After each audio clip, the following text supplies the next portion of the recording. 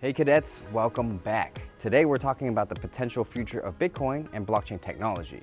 When will everyone start using it? How far will the price of Bitcoin go? And should you sell or HODL? But what does a snowflake, a 3D printer, and bubbles have to do with Bitcoin? Let's get into it. I'm Captain Crypto, and welcome to Cryptonauts. Cryptonauts.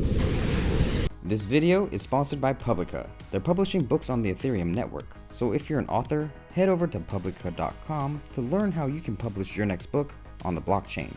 Stick around till the end to grab a sneak peek at what we've been up to. Do you remember how long it took you to buy a cell phone, a tablet, or that special Tamagotchi you still keep under your pillow and play with every night? Do you wait hours in line to buy that new hot tech? Or were you the last of your friends like me to get that sweet-ass beeper? Every person falls into one of the 5 groups depending on how long it takes them to embrace new technology. But these groups always seem to adapt in the same pattern. This is called the S-curve of technological adoption. On this graph, you have penetration of a target market over time. We first have the innovators. They refer to the actual creators and risk takers. For example, Tim Berners-Lee, the original inventor of the World Wide Web in 1991. He ran the first web page on a Next computer at CERN. They make up the initial 2.5%. Then we have the early adopter. For example, those early pioneers who bought the Apple II, making it one of the best-selling computers back in the 80s. Early majority is like the adoption of 3D printers in the 2010s by the general public, even though the tech goes way back to 1981 to be exact. Then we arrive at late majority. At this point, the technology is considered a social norm, like cell phones, tablets, and the shake weight. Just kidding. The last 16% is reserved for the laggards, who continue to use old tech. Examples are flip phones and floppy disks, things people are still using to this day, even though there are better alternatives. The S pattern has occurred with every technology of the 20th century that was universally adopted. The length of time changes for each innovation, but the pattern remains the same: slow, fast, slow. While it's true that your average Joe or Jolene isn't buying 3D printers on a mass scale yet, the technology has become popular in many industries. In film for prototyping, for manufacturing submarines, houses, and even planes. And it's also used heavily in the medical industry to build low-cost prosthetic parts, artificial bones, heart valves, and much more. In Edinburgh, they even have one that prints stem cells. So it's not impossible to think that we will have them in our garages in a few years, printing bolts or screws or other household items. Anyway, what's my point? Where is Bitcoin and blockchain technology in this process of universal adoption? What is Bitcoin's target market penetration? Bitcoin enthusiast Colby Fouts believes we are about halfway through the innovator stage at 0.95%. However, he doesn't tell us how he arrived to that number. In order to know where blockchain technologies exist on this chart, we first have to figure out what the target market is for blockchain technology. If the target market is the entire population, that's 7.6 billion people. Coinbase reports having over 13 million users, and blockchain.info reports 24 million wallets. So if we're generous and round it up to 40 million users, that's barely 0.5% of the target market. But the problem is active users. A 2017 study done by Dr. Garrick Heilman and Mikhail Rauch reports. Using data obtained from study participants and assuming that an individual holds on average 2 wallets, we estimate that there are currently 2.9 million and 5.8 million unique users actively using a cryptocurrency wallet. The report was published in the middle of 2017, so even if we doubled the number to 11.6 million active users to compensate for the December 17 madness, that still doesn't even make a dent. My point is that if we're basing target market off of users, we're still super early. But is the entire Earth population really the target market for blockchain tech? Let's dig deeper, cadets. Now, because we're staring at these patterns over a long period of time, these changes appear nice and smooth. But S-curves are made up of volatile fractals. Fractals are patterns that repeat themselves over and over again at progressively larger scales. You see fractals in mathematics and geometry. It exists in nature, like in sunflowers, seashells, snowflakes, and in that cool Mandela tattoo you've been thinking of getting. We'll come back to fractals, but for now, let's talk about what's really on our minds: price and how it's affected by adoption. Michael B. Casey, Bitcoin enthusiast, talks a bit about this in his paper, Speculative Bitcoin Adoption Price Theory. Warning, Casey wanted us to stress the provisos or conditions. The following is just a theory. The cryptocurrency market is highly volatile. Only invest what you're willing to lose. This paper refers specifically to Bitcoin simply because it is the most historical, liquid, and widely used cryptocurrency currently in existence. The ideas stated here do not apply exclusively to Bitcoin, but rather to cryptocurrency as a whole. Phew, okay, let's continue. In this article, Casey explains Gartner hype cycles. When a new technology triggers, people get all hyped up for its potential, developing high expectations before realizing it doesn't work like they thought it would. Slowly we figure out what does work, and then make consistent progress with this technology before repeating the process with something else. Basically, a cycle. Now knowing Gartner hype cycles, Michael Casey explains his theory. The growth of adoption of Bitcoin and therefore Bitcoin price is following an S-curve of technological adoption, which is itself characterized by fractally repeating, exponentially increasing Gartner hype cycles. If you've done any research on Bitcoin and blockchain technologies, which I'll assume you have because you're here, you've more than likely ran into the term Bitcoin bubble. Here's how it works. After rising slowly but steadily for a little while, the price surges by 5 to 10% a day. This is called the bull run, and it runs up and up and up until the price reaches the height of irrational exuberance when the sellers outweigh the buys and the bubble pops. This next stage is referred to as the boring low. This is typically the best time to buy in, and it lasts for a while. Eventually, the market sees the price as stable and investments continue, leading to the volatilic rise when the price creeps back up to the range of its previous high, before leading to another bull run. This is a Bitcoin chart of the 5-month volatile rise and fall between November 2017 and March 2018. Look familiar?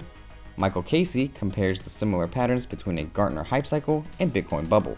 He says, it becomes apparent that a roughly analogous pattern of excitement, disappointment, and cautious optimism occurs in both a Gartner hype cycle and a Bitcoin bubble. Unlike a typical Gartner hype cycle, a Bitcoin bubble does not reach a steady state of gradual increase. As mentioned before, it must continue to follow the exponentially increasing path of the S-curve. Why then does it follow the hype cycle at all? This is because the nature of Bitcoin investment is almost entirely speculative. Speculation is driven in large measure by hype. What's the first thing I do when I get hyped about something? I Google it. There has been a noted correlation between Google searches for Bitcoin and a rise in the cryptocurrency's price, which makes sense because before anybody buys in, they want to know what it's all about and how to buy in. This correlation is related to sentiment, and you'll notice here in this chart that as sentiment, aka Google searches, has died down, so has the price. So if Bitcoin hype and adoption are directly related to price, then let's take a look at the S-curve again in terms of monetary value. Let's say our target market is the gold market, since Bitcoin is essentially digital gold. So the gold market is $7.8 trillion, and Bitcoin's market cap is currently at $154 billion. That means that we're at about 2% of the target market in terms of price. But we are still in the innovator stage. What makes us think we're bound to follow the S-curve along with 3D printers and tablets? Well, remember when we were talking about fractals? Look at the pattern in this graph of a Bitcoin bubble from 2013. And in the bubble before that. And the one before that. And the one before that. That's right, fractals. These patterns are driven by natural human behavior, specifically greed and fear, or FOMO, the fear of missing out. This is what causes investors to jump in during the bull run, and it's what causes them to panic and sell when the price gets too high because they fear losing profits. We're humans after all, and sometimes we can't help but let emotions get involved in the decision-making process, for better or worse. The crash begins and the weak hands pull out in fear of losing more money until only long-term investors remain. After the crash, when news headlines promise that Bitcoin is dead, the boring low begins. But eventually, the low price appears stable and new investors become interested, especially since they believe that it's now at a bargain price. They research the technology and buy in bulk, which spurs the volatile rise, step by step, until the previously impossible peak appears real and stable and another hype cycle begins. We got a special treat for you cadets. We were actually able to get an interview with Michael B. Casey. Here it is. All right, Mr. Casey, so nice to meet you. Very nice to meet you. So we're gonna jump in. And the first thing is, question number 1, what do you think is Bitcoin and blockchain's target market? Is it all of the money in the world, or as some people pointed out, only those with an internet connection?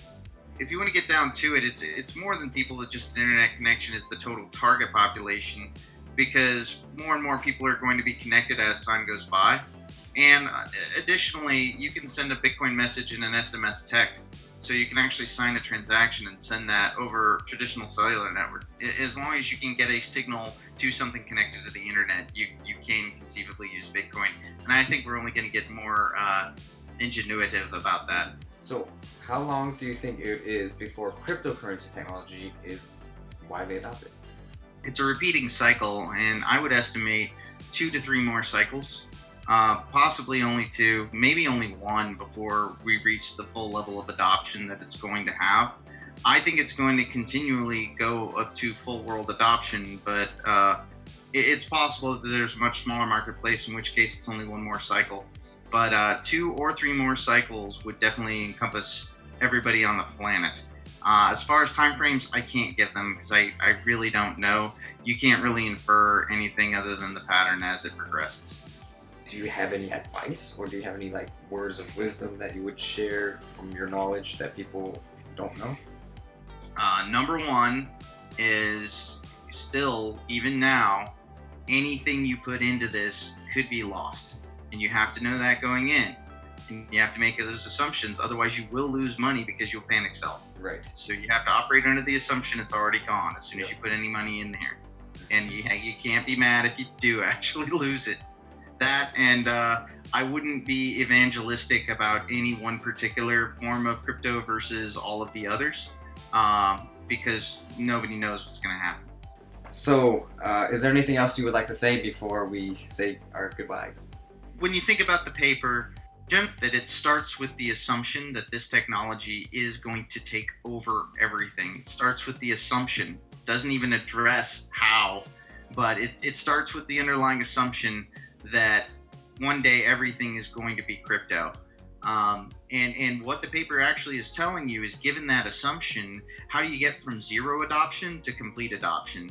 And most people think it's a straight line. They think it's just a smooth linear progression, and it is not. It is very volatile and very violent, and we'll just see more of the same, I figure. All right, Casey, thank you so much for your time. We love having you here, so we'll be in touch. Thanks, man. All right, take care. It's my personal belief that in the same way 3D printing technology is disrupting several different industries, Bitcoin and blockchain technology will heavily disrupt the financial industry, and it will become the most prevalent form of payment for everyone on Earth because of its accessibility, security, and affordability. No more middlemen, no more inflation, no more debt.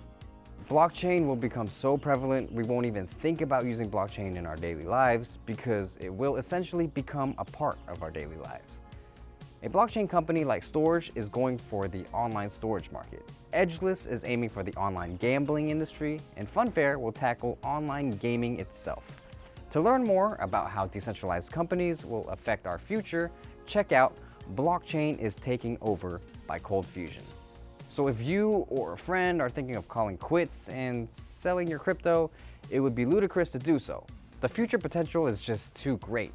And in the end, it may not be Bitcoin that ends up on top, or even Ethereum. It may be something that hasn't been developed yet. Cardano. So my personal recommendation is to HODL to your heart's content. It's not financial advice, but it's what I would do if I were you. Well guys, we hope you have a better idea of what to expect in terms of the future of Bitcoin and blockchain technology. But this is all just our opinion. Do you agree? Disagree? We want to know what you think. If you like this video, subscribe and comment. If you didn't like this video, subscribe and comment. Anyway, because we want to know what we could do better. Feedback is the key to improvement, so constructive criticism is always welcome. I'd like to thank Lily Giannoni for helping write this awesome episode, Ramon Pedregal for consulting on the research, and for Michael B. Casey writing a great article. Oh, big shout out to Dan the Man Pantano for the animations. This is Captain Crypto, signing off. As always, secure your crypto, HODL, and may Satoshi and Vitalik be with you always. Hey guys, Captain Crypto here, and I want to give you guys a heads up of what we've been working on. We went to Europe to work with a great company, Publica.com. Their goal is to put books on the blockchain. We produced a series of 5 videos, one of which will premiere on our channel. Here's a sneak peek. Publica is for the author who wants to regain control of their work, business, and their writing career. They will control exactly how their audience enjoys their content. There are no rules from Publica. All the rules are just between you and your readers. We created this platform for authors to utilize the blockchain technology to its fullest potential. We're here at ScandyWeb headquarters to speak to the creators of the Publica platform. We'll learn firsthand the answers to why this platform was created, what it does, how it does it, and who it is for. There are 3 main things you must know about blockchain technology. It's decentralized, it runs as a consensus, and it's an immutable ledger. If you are an author, let us help you to publish your next book on the blockchain. You're gonna love it.